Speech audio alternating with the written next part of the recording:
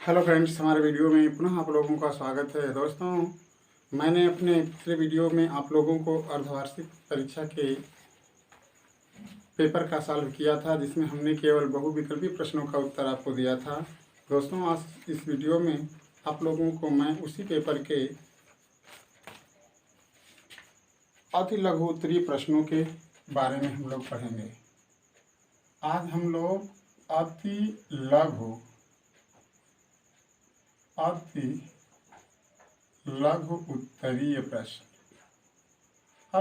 उत्तरीय प्रश्नों के बारे में पढ़ेंगे। पेपर हमारा दोस्तों वही है। इसमें दिया गया है अति लघु उत्तरीय प्रश्न का जो पहला प्रश्न है, उसमें दिया गया है आपको कि √3 गुणते रूट के अंदर 12 रूट का घात 5 और दिया है रूट के अंदर 54 और रूट का घात 10। इसको हमें दोस्तों सरल करना है। को सरल कीजिए या सरल करना है। फिर से प्रश्न पर विचार करें। ये हमको दिया है करड़ी के अंदर 3। ये दूसरा हमारा जो पद है वो दिया है करड़ी के अंदर 12 करड़ी का घात 5 और तीसरा जो हमारा पद है करड़ी के अंदर 54 है और करड़ी का घात 3 है। इस चीज़ को हमें सरल करना है। दोस्तों, करड़ी के सवाल ऐसे सवाल होते हैं जिसको हल करने के लिए आपको ये ध्यान देना होता है कि जो करड़ी के पद होते हैं उनका हम आपस में जोड़ गुणा घटाना या भाग तभी कर पाएंगे जब करड़ी का घात हमें समान दिखाई देगा। आप समझ रहे हैं? मेरे कहने का आशा यह है कि इस करड़ी का घात अगर कुछ नहीं है तो आपको बताया गया होगा कि 2 होता है, इसका 5 दिख रहा है और इसका 10 दिख रहा है। तो सबसे पहला हमारा काम होगा कि हम इन पदों में जो दिया गए पद हैं उनमें घातों का लौसा लेते हैं। घातों का लौसा लेने पर तो हमने कहा कि इस कड़ी का घात 2, इसका 5 और इसका 10। अगर आप 2, 5 और 10 का लौसा लेते हैं तो कुल मिलाकर के आपका लौसा मिलता है कितना? 10। यानी 2, 5 और 10 का अगर लौसा आप निकालेंगे तो आपको 10 मिलेगा। यानी ये जो लौसा हमारा 10 आया, अब यह घात जो है हर एक पद का हमको बनाना है। तो कैसे बनाते हैं दोस्तों? ये करड़ी के अंदर 3 है, अब हमने लौसा का घात बना लिया है 10। यहाँ पर आपको संख्या बताई गई है कि कुछ भी नहीं है, लेकिन इसका मतलब वर्गमूल होता है, यानी इसकी घात 2 होती है। जब इस करड़ी का घात का इस कड़ी में भाग देते हैं तो 2 5 10 5 बार गया और करड़ी के अंदर जो संख्या होती है उसका घात हम उतना लिख देते हैं। यानी इसका रिजल्ट हुआ रूट के अंदर 3 का घात 5 और करड़ी का घात 10। दूसरा जो हमारा पद है दोस्तों वो करड़ी के अंदर 12 है और 12 में इसका घात करड़ी का 5 दिख रहा है। इसको अब हमें करड़ी का घात 10 के रूप में बदलना है। जब इसमें हम भाग देते हैं इसका, तो 5 का जब भाग देंगे 10 में तो 2 बार जाएगा, इसलिए यहाँ पर करड़ी के अंदर जो संख्या 12 है उसका पावर 2 हो जाएगा। यानी दूसरे पद का मान करड़ी का घात 10 और करड़ी के अंदर 12 का घात 2। तीसरा पद आपका दोस्तों है करड़ी के अंदर 54 और करड़ी का घात 10। हमने करड़ी का घात 10 बना रखा है, इसलिए जब 10 में 10 का डिवाइड करेंगे एक बार जाएगा, यानी ये 54 10 का 10 रह गया। यानी ये हो जाएगा हमारा करड़ी के घात 10 और करड़ी के अंदर 54। हमने क्या किया दोस्तों कि जितने भी पद थे सारे पदों के घातों को इक्वल किया। अब हम इनका आपस में जोड़ गुणा घटाना भाग कर सकते हैं। अब ये देखते हैं कि अब हमारा पहला पद जो था करड़ी के अंदर 3 था, दूसरा पद जो था करड़ी के अंदर 12 करड़ी का घात 5 था, तीसरा जो पद था करड़ी के अंदर 54 था, करड़ी का घात 10 था। अब क्या किया गया? अब इसके जो मान को हमने प्राप्त किया है उसके मानों को रखेंगे। यानी पहला पद का मान आया है करड़ी का घात 10 और करड़ी के अंदर 3 का घात 5 गुणते इस पद का मान करड़ी का घात 10 करड़ी के अंदर 12 का वर्ग और गुणते ये हो गया करड़ी का अंदर 54 और करड़ी का घात 10। अब क्या करते हैं दोस्तों, हमने ये देखा कि सारे पदों का करड़ी का घात जो हुआ वह इक्वल हो गया, इसलिए हम करड़ी के घात को 10 बना लेते हैं। अब आगे चलते हैं। ये आपका है 3 का घात 5, यानी 3 का घात 5 को रहने देते हैं। गुणते ये 12 का वर्ग है, 12 का वर्ग, 12 को अगर हम तोड़ते हैं तो 2 दूना के 4 तिहाई 12, फिर 2 दूना के 4 तिहाई 12, यानी 12 में 2 बार गुणा करना है, इसलिए हमने 2 गुणते 2 गुणते 3 और 2 गुणते 2 गुणते 3 कर लिया। और ये दोस्तों 54 है। जैसा कि आप सभी जानते हैं कि इस 54 को अगर तोड़ेंगे हम तो 2 गुणते 3 गुणते 3 गुणते 3 होगा, क्योंकि 3 तिलिक के 9 तिलिक 27, और 27 में अगर हम 2 का मल्टीप्लाई करते हैं तो हमको 54 मिलता है। इस तरीके से दोस्तों हमको नज़र क्या आ रहा है, इस तरीके से हमको नज़र आया करड़ी का घाते 10, करड़ी का घाते 10 हुआ। और क्या हुआ, अब हम इसमें से देखेंगे घात बनाएंगे पदों का। तो देखिए 3 का घाते 5 है, और हम देखते हैं कि 3 इसमें कितने बार आया है। तो एक बार यहाँ पे दिख रहा है, एक बार यहाँ पे दिख रहा है, यहाँ पे एक बार, यहाँ पे एक बार, यहाँ पे एक बार। यानी हमको नजर आ रहा है कि 3 ठो यहाँ पर, अरे 5 ठो यहाँ पे 3 है, यानी 5, 6, 7, 8, 9 और 10। यानी हम 3 का पावर 10 लिख सकते हैं। फिर आगे बढ़ते हैं तो 2 संख्या हमको नजर आ रही है, इसकी संख्या कितनी है, 1, 2, 3, 4 और 5, 2 का घाते 5। अब क्या होगा दोस्तों, आपका दिखाई दे रहा है सवाल में कि करड़ी का पावर 10 है और 3 का घाते 10 आया और 2 का घाते 5 आया। यानी ये करड़ी का घात आपको बतलाता है कि करड़ी के अंदर जो भी पद यानी जो भी संख्या करड़ी के घात के बराबर नजर आएगी वो संख्या बाहर निकल जाएगी। यानी 3 का घाते 10 है, यानी करड़ी के अंदर 3 10 बार है, इसलिए इस 3 को तो हम बाहर कर लिए। लेकिन ये 2 का घाते 5 करड़ी के अंदर है, वो करड़ी के अंदर केवल 5 बार मौजूद है, इसलिए हम उसको क्या करेंगे, बाहर नहीं कर पाएंगे। इसलिए करड़ी का घाते 10 लिख करके 2 का घाते 5 कर लेंगे। और क्या कर सकते हैं दोस्तों, 3 गुणते, इसको क्या लिख सकते हैं, 2 का घाते 5 और लिख सकते हैं 1/10। आगे कर सकते हैं 2 इंटू, अब इसको अगर हल करते हैं तो 5 गुणते 1/10, 5 से अगर काट देंगे तो ये हो जाएगा 3 इंटू 2 का पावर 1/2। उत्तर ये भी सही है, या आपकी अगर इच्छा हुई तो 3 इंटू रूट के अंदर 2 भी लिख सकते हैं, यानी यही आपका उत्तर होगा। दोस्तों नेक्स्ट क्वेश्चन आपको दिया गया था, अति लघुत्तरी का दूसरा प्रश्न आपके सामने था, क्या उसको देखें। दूसरा प्रश्न इसका आपको दिया गया है पेपर में। दूसरा क्वेश्चन कि x का घाते 5 प्लस 2x का वर्ग प्लस 3x प्लस 7x का घाते 4 प्लस x का पावर 3 और प्लस 1 को आरोही क्रम में लिखो। दोस्तों ये जो हमारा बहुपद दिया गया है, इस बहुपद को हमें आरोही क्रम में लिखना है। और किसी भी बहुपद को आरोही क्रम में लिखने का मतलब होता है कि उसमें जितने भी पद आए हुए हैं उन पदों को चर के घातों के बढ़ते या घटते क्रम में हमको क्या कर देना होता है, लिखना होता है। लेकिन हमको चूंकि लिखना है आरोही क्रम, यानी छोटे से बड़े की तरफ होना चाहिए हमारा घात। तो यानी सबसे पहले इस दिए हुए बहुपद में उस पद को हम देखेंगे जिसमें चर की घात सबसे छोटी नजर आ रही हो। तो दोस्तों इसमें आपको चर की घात सबसे छोटी तो दिख रही है 2, लेकिन ऐसी बात नहीं है। अगर कोई अचर पद होता है तो इस अचर पद में चर भी सम्मिलित होता है, क्योंकि इस 2 को हम ऐसे लिख सकते हैं कि 2 इंटू एक्स का पावर 0, क्योंकि कोई भी चर अगर होता है उसका घात अगर 0 दिखाया जाता है तो उसका वैल्यू यानी उसका मान 1 के बराबर होता है। यानी इस चीज़ को अगर हम आरोही क्रम में लिखते हैं दोस्तों, आरोही क्रम में, तो सबसे पहले हमें अपना अचर पद लिखना होगा, यानी 1 करना होगा। 1 के बाद 2 घात वाला देखेंगे तो 2x का वर्ग होगा। सॉरी, यहाँ पर देखिए 1 को लिखने के बाद ये 1 घात वाला चर दिखाई दे रहा है, यानी हम 3x लिखेंगे। 3x के बाद 2x का वर्ग लिखेंगे, x का पावर 3 लिखेंगे, और उसके बाद प्लस 7x का घाते 4 लिखेंगे, और लास्ट में आपका होगा x का घाते क्या 5। यही आपका उत्तर है दूसरे क्वेश्चन का। तीसरा क्वेश्चन आपको दिया गया है इस अति लघुत्तरी प्रश्न का कि x का वर्ग प्लस 2√3x और ऋण 24 का गुणनखंड कीजिए, इसका हमें गुणनखंड करना है, इस व्यंजक का हमें गुणनखंड करना है। तो हमें करना क्या है, सबसे पहले हम इन बाह्य पदों का गुणा करते हैं। तो हमको दिख रहा है कि x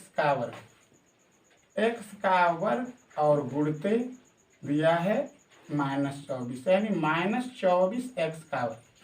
जब हमने बाह्य पदों का गुणा किया तो हमको मिल रहा है ऋण 24x का वर्ग। अब ये जो मध्य वाला पद आपको दिया गया है, इस मध्य वाले पद को ऐसे दो भागों में बांटना होगा कि अगर उनका गुणा किया जाए तो इतना के बराबर हो, और गुणा अगर जोड़ा जाए तो इस पद के बराबर हो जाए। दोस्तों ये कन्फर्म है कि हमें ऋण लाना है, तो इस बीच वाले पद का जब भी आप खंडन करेंगे तो एक का पद का चिन्ह माइनस होना चाहिए। इसलिए अगर हम इस 2√3 को अगर दो भाग में बांटते हैं तो एक हमको प्राप्त होता है 4 करड़ी के अंदर 3 और एक होता है 2 करड़ी के अंदर 3। लेकिन ये क्या है, आपका ये प्लस है। अब इन दोनों को अगर हम गुणा करते हैं तो गुणा करने पर देखिए 4 दूना के 8 हुआ और ये 3 यानी अटली के 24 नजर आ रहा है। यानी इसको जब हम बांटेंगे तो ये जो हमारा +2√3x है, तो उसमें पहला पद हमारा होगा ऋण 4 करड़ी के अंदर 3x और दूसरा पद होगा +2 करड़ी के अंदर 3x। यही दो पद होंगे। तो इन दोनों पदों को अगर आप जोड़ते हैं, सॉरी देखिए यहाँ पे प्लस था, मिस्टेक हो गया। देखिए इसको प्लस करना होगा, क्योंकि बड़ी संख्या जब तक प्लस नहीं होगी उसका योगफल प्लस में नहीं आएगा। इसलिए इसको आपने प्लस कर दिया और इसको माइनस कर दिया। इन दोनों का अगर ऐड करते हैं आप तो आपको मिलेगा 2 करड़ी के अंदर 3x, और इनका जब मल्टीप्लाई करेंगे तो देखिए प्लस और माइनस मिलकर माइनस हो जाएगा और 4 गुना के 24 हो जाएगा। इस तरीके से दोस्तों अब इसका अगर हम खंडन करते हैं तो आपको सारा चीज़ हमने बता दिया, और उसी के मुताबिक यहाँ पर उस चीज़ को हम क्या करेंगे, लिखेंगे। यानी ये हो गया x का वर्ग +4√3x और -2 करड़ी के अंदर 3x और ऋण 24। एक पद आपका ये बना, एक पद ये बना। इसमें से x को कॉमन कर लेते हैं, x +4√3 हो जाएगा। इसमें से -2 करड़ी में 3 कॉमन करेंगे, x हो जाएगा। देखिए अब इस 24 में से ये चीज़ हमको कॉमन करनी है, ठीक है। तो फिर वही बात होगा, हमको यहाँ पे माइनस में से कॉमन हुआ प्लस हो गया, और 4 क्या होगा 3 होगा। गुणा करके देख लीजिए, 2√3 का गुणा अगर x में करते हैं -2 करड़ी में 3x हो जाएगा, और इसमें इसका गुणा जब इसमें करेंगे तो ऋण हो जाएगा, और 4 दूना के 24, यानी x +4√3 और दूसरे कोष्टक में होगा x ऋण 2√3। दोस्तों यही आपके प्रश्न का क्या हुआ, आंसर हुआ। नेक्स्ट क्वेश्चन हमारा कह रहा है, चौथा क्वेश्चन में इस तरीके से एक रेखा बनाया हुआ है जिसका नाम उसने दिया है A और B, और इस रेखा पर उसने एक दूसरी भी रेखा खींच दिया है, इसका नाम दिया है C। यहाँ पर कोई बिंदु नहीं दिया है, लेकिन आप वो मान लेंगे। इस एंगल का मान दिया है 2x + 3 और इस एंगल का मान दिया है x। आपको इस सवाल में x का वैल्यू पूछा है कि x का मान कितना होगा। दोस्तों ऑलरेडी मैंने आपको बताया है, समझाया है कि अगर यह कोई रेखा होती है, अगर इस रेखा के ऊपर से अगर कोई रेखा इस तरीके से अगर निकली होती है, तो इस बिंदु के एक तरफ के जो कोण होते हैं, सारे कोणों का योग मिलकर के 180 अंश होता है। अगर वो केवल 2 कोण बनाते हैं तो इसको हम रैखिक युग्म के नाम से जानते हैं। यानी इस एंगल और इस एंगल, यानी इस एंगलों का दोनों का योगफल जो होगा 180 के बराबर होता है। वही चीज़ यहाँ पर आपको अप्लाई करना होगा। इसलिए आप लिखेंगे कि कोण AOB, यानी सबसे पहले आप लिखें कि AOB एक सरल रेखा है, AOB एक सरल रेखा है। इसलिए कोण AOC प्लस कोण BOC का योग 180 अंश। क्यों 180 अंश? क्योंकि ये रैखिक युग्म है। अब मान रख लेंगे, इसका मान दिया है 2x + 3, इसका मान x है = 180 अंश। जोड़ते हैं तो 3x + 3 बराबर 180 अंश, 3x बराबर 180 अंश -3 के, 3x बराबर घटाते हैं तो 7 हो गया और 7 हो गया और 1 हो गया। x का अगर मान निकालते हैं तो 177/3 कर लेंगे। 3 पचे 15 और 3 नवा 27। यानी दोस्तों इसमें x का जो वैल्यू होगा 59 अंश आएगा। यानी इस सवाल का जो उत्तर है 59 अंश होगा। ठीक है, 3 से इसको डिवाइड किया गया है। 3 पचे 15, 15 दूनी 17, 27 बचा और 3 नवा 27। अगला प्रश्न है दोस्तों इसी लघु उत्तरी प्रश्न का जो बहुत ही टॉपिकल है, उसको जरा देखें। देखने में छोटा है लेकिन वो बहुत ही टॉप प्रश्न आपको दिया गया है। दोस्तों इस क्वेश्चन पेपर को इसलिए हल कर रहा हूँ ताकि आपने परीक्षा दिया है, इसलिए उस परीक्षा में आपने कितने सवालों का उत्तर सही दिया है, कितने सवालों को गलत कर दिया है, इसका चेकअप आप स्वयं कर सकते हैं। अगला सवाल इसमें दिया है अति लघुत्तरी के बाद प्रश्न आ रहा है आपका तीसरा टॉपिक का, जो है लघु उत्तरीय प्रश्न। लघु उत्तरीय प्रश्न। इस लघु उत्तरीय प्रश्न का जो पहला प्रश्न है वो आपको दिया है 2⁻² प्लस नहीं है, मल्टीप्लाई है 2⁻1/5 को सरल कीजिए। यही प्रश्न है दोस्तों। ये हम देख रहे हैं कि ये हमको दिया है 2⁻2/3 गुणते 2⁻1/5। हम देख रहे हैं कि जो दोनों पद दिए गए हैं वो दोनों पदों का जो आधार है एक है, इसलिए उस आधार को हम लिख करके इसके हम घातों को आपस में क्या कर लेंगे, जोड़ लेते हैं। क्योंकि फार्मूला होता है घातांक का कि अगर एक संख्या क्या है a है, इसका पावर m है और दूसरी संख्या भी वही है लेकिन उसका पावर n है, तो आप इसको ऐसे क्या कर सकते हैं, लिख सकते हैं। तो ही काम हमने किया। अब हम 2/3 को और 1/5 को जोड़ लेंगे। इसका एलसीएम जो होगा लघुत्तम समापन जो होगा 15 होगा। 5 तिहाई 15, 5 दूना के 10 और प्लस क्या हुआ 1 हुआ। 3 का भाग देंगे 15 में, 5 बार जाएगा, 5 दूना के 10 हुआ और 5 तिहाई 15 होगा दोस्तों। 5 में जब इसका भाग देंगे 3 बार जाएगा और 3 1 कम 3। इसका मतलब ये हुआ 2⁻10, 3 13 और 13 बटा में क्या हो जाएगा 15। अगर यहाँ तक भी आप लिखेंगे काम चलेगा। अगर आपकी इच्छा हुई कि नहीं सवाल को थोड़ा और हम आगे बढ़ा दें, तो अब आपके दिमाग पे डिपेंड करता है कि इसके आगे आप क्या कर सकते हैं। हम ये देख रहे हैं कि अगर इस चीज़ को, अगर इस घातांक को अगर हम पूर्णांक बनाना सोचें तो हमें करना क्या होगा कि ऊपर और नीचे 2⁻2/15 का क्या कर देंगे, हम मल्टीप्लाई कर देंगे। ऊपर और नीचे दोनों 2 देखिए ये एक पद है, तो चूंकि ये एक पद है, इसको अगर पूर्णांक अगर हम बनाते हैं तो इसमें इतना चीज़ का मल्टीप्लाई किए। अब इसमें इतना चीज़ का अगर हम भाग भी कर देंगे तभी जा करके ये पद हमारा क्या होगा, इक्वल होगा। तो इस कंडीशन में अब इसके ऊपर वाले को अगर आप हल करते हैं तो फिर वही बात यहाँ पर जोड़ किए हैं आप, क्या हो जाएगा 2⁻13/15 और प्लस 2/15, लेकिन इसके नीचे हो गया 2/2/15।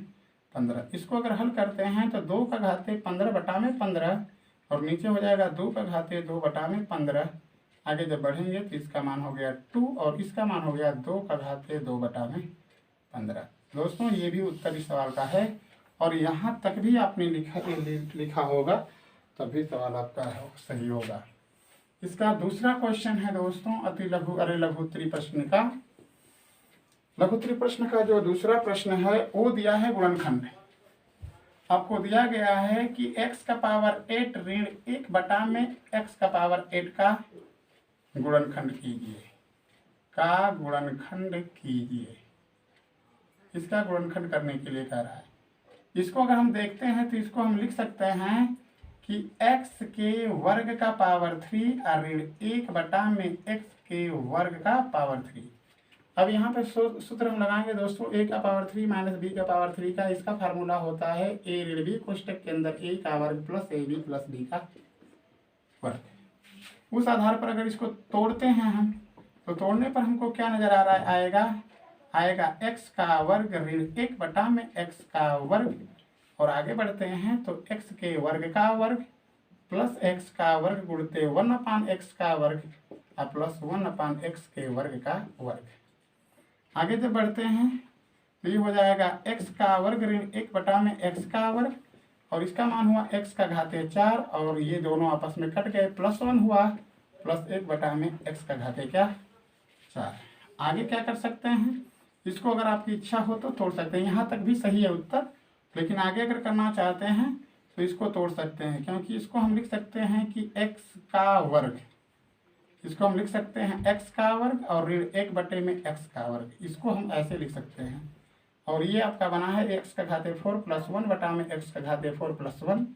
इस चीज़ को वर्गांतर में अगर तोड़ेंगे तो ये हो जाएगा x ऋण 1 में x प्लस 1 में x, और x का पावर 4 प्लस 1 में x का पावर 4 प्लस, यही आपका क्या होगा, आंसर होगा। अगर आप इस चीज़ को भी अगर तोड़ना सोचते हैं तो इसको भी आगे जा करके पूर्ण वर्ग बना करके इसका गुणनखंड किया जा सकता है, लेकिन वो चीज़ करने की ज़रूरत नहीं है। यहाँ तक भी आपका उत्तर जो होगा वो सही होगा। दोस्तों, इस तरीके से मैंने आपको लघु उत्तरी प्रश्नों के सॉल्यूशन को दिया।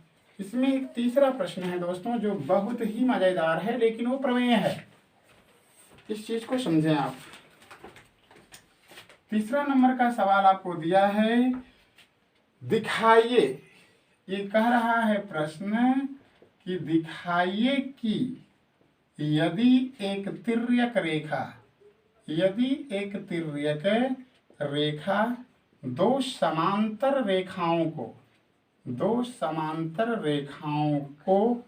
काटे तो एकांतर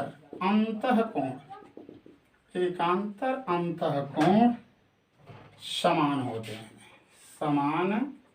हैं। ये चीज हमें प्रूफ करना है। सवाल को फिर से देखें, कहा है कि यदि एक तिर्यक रेखा दो समांतर रेखाओं को काटती है तो उसके एकांतर अंतःकोण का मान इक्वल होता है। दोस्तों, होता क्या है पहले उसको देखें।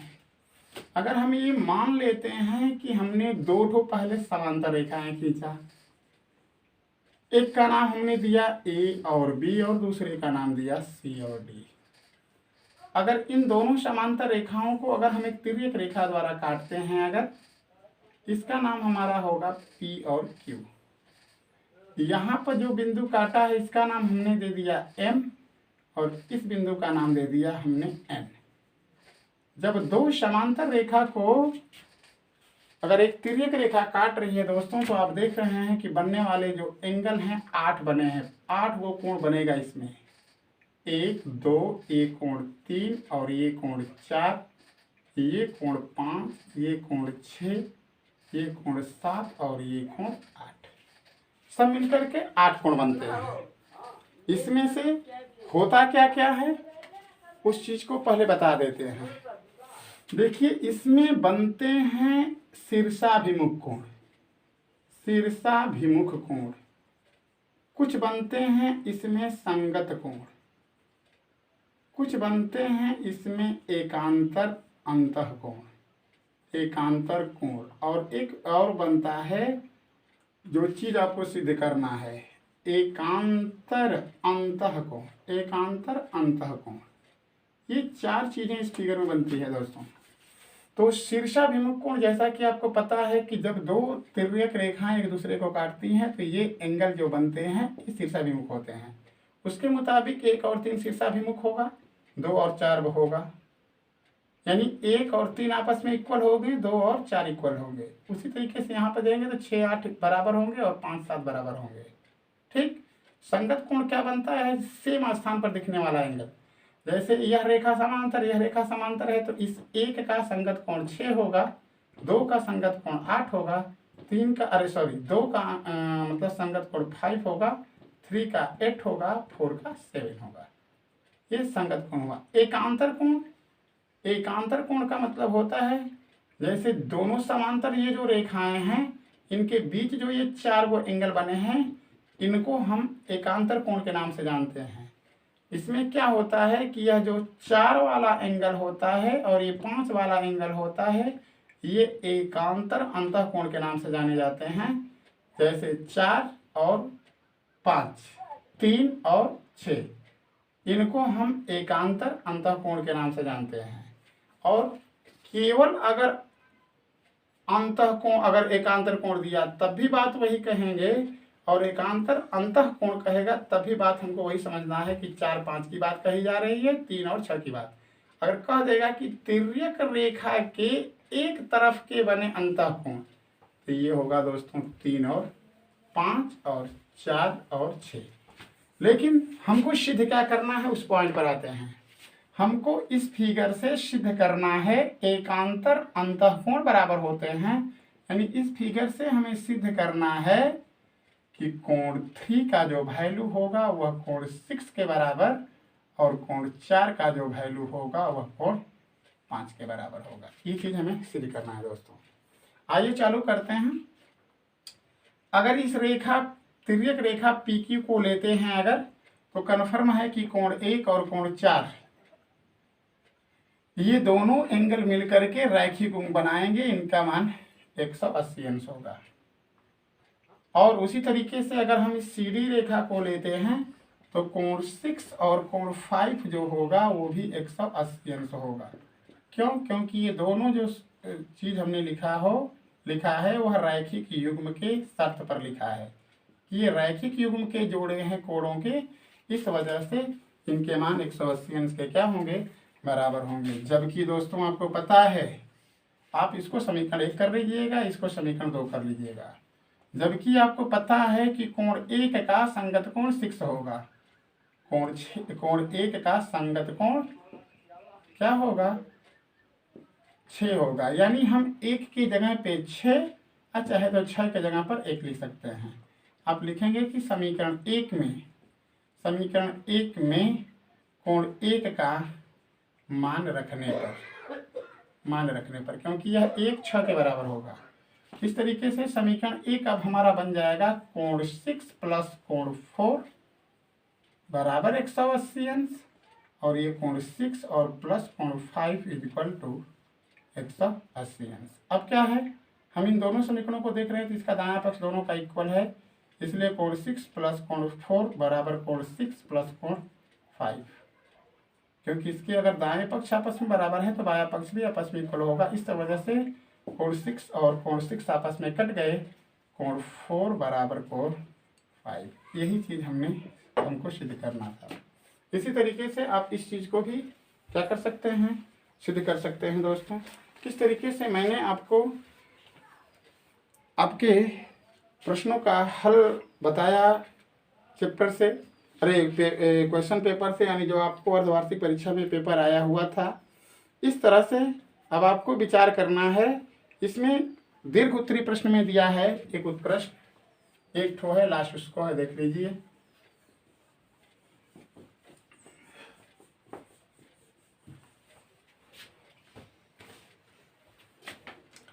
दीर्घ उत्तरी प्रश्न है, दीर्घ उत्तरीय प्रश्न।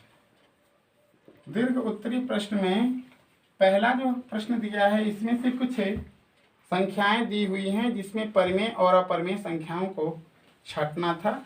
तो इसमें परिमेय और अपरिमेय संख्याएं छांटने के लिए अब क्या करेंगे, कैसे करेंगे। जैसे इसमें दिया है, देखिए, रूट के अंदर 4/9 एक संख्या है, एक है 22/7, इसमें है 3.14, और इसमें आगे है पाई, फिर है रूट के अंदर 1 प्लस 9/16, और फिर जो है करड़ी के अंदर 18 है, फिर दिया है 14.03737। इसमें से दोस्तों हमें परिमेय और अपरिमेय छांटना है।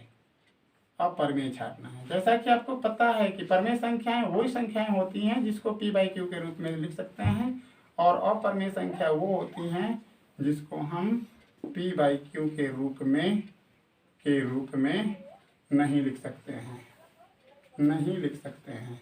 उसके मुताबिक दोस्तों आपको ख्याल करना है ये जो संख्याएं मैं सर्किल कर रहा हूँ ये संख्याएं आपके सामने अपरिमेय होंगी, ठीक है।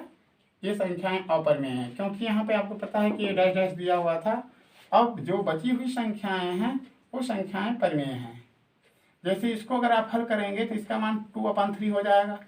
ये 22/7 ये परिमेय दिख ही रहा है, ये पॉइंट है लेकिन इसको बटा में हम लिख सकते हैं, ये भी आपका परिमेय है।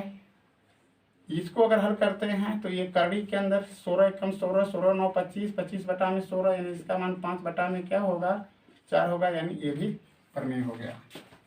एक क्वेश्चन इसमें दिया गया था कि भाग देकर भागफल और शेष लिखिए।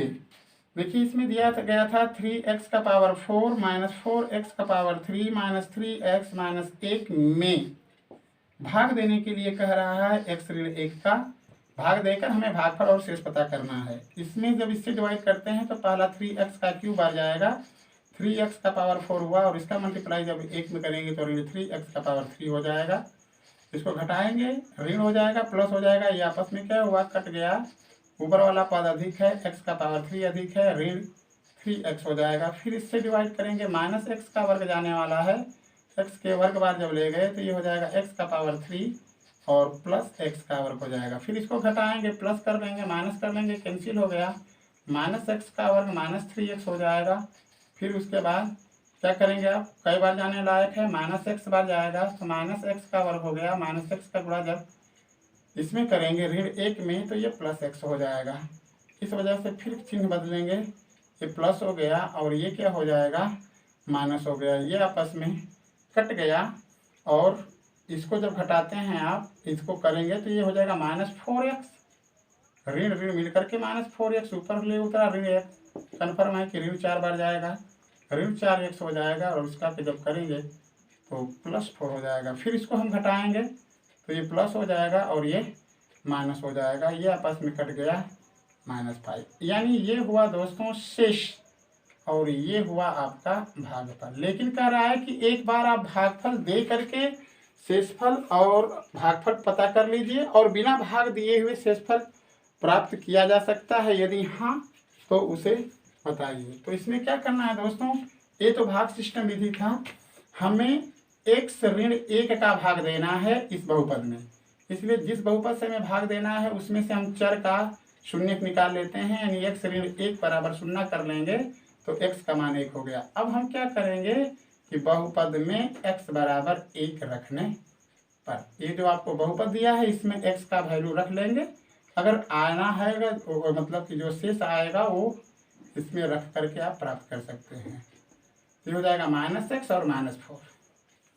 इसमें अब हमें x बराबर 1 रखना है, रखिए 3 गुणते 1⁴ ऋण 1⁴ और ऋण 1 और ऋण 4।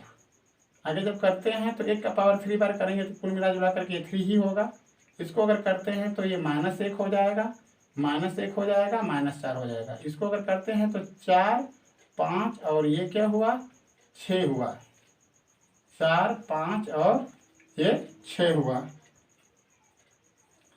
6 हुआ और 6 में से 3 घटाते हैं तो यहाँ पर आपका क्या रिजल्ट मिलता है 3। फिर से सवाल को देखिए, 3x⁴ है और ये 3x⁴ देखिए दोस्तों यहाँ पर गलत हमने लिखा, हमारा जो बहुपद है ये वाला बहुपद है, यानी बहुपद हमारा है 3x⁴ ऋण 4x⁴ ऋण 3x ऋण 1 है, हमने यहाँ पर मिस्टेक हो गया था सॉरी, ये हमारा बहुपद दिया गया था। इसमें अब हम x का मान 1 रखेंगे तो 3 गुणते 1⁴ ऋण 4 गुणते 1⁴ और ऋण 3 गुणते 1 ऋण 1 करते हैं अगर आप तो ये 3 हो जाएगा, ये ऋण 4 हो जाएगा, ये ऋण 7 हो ऋण 3 हो जाएगा और ये ऋण 1 हो जाएगा।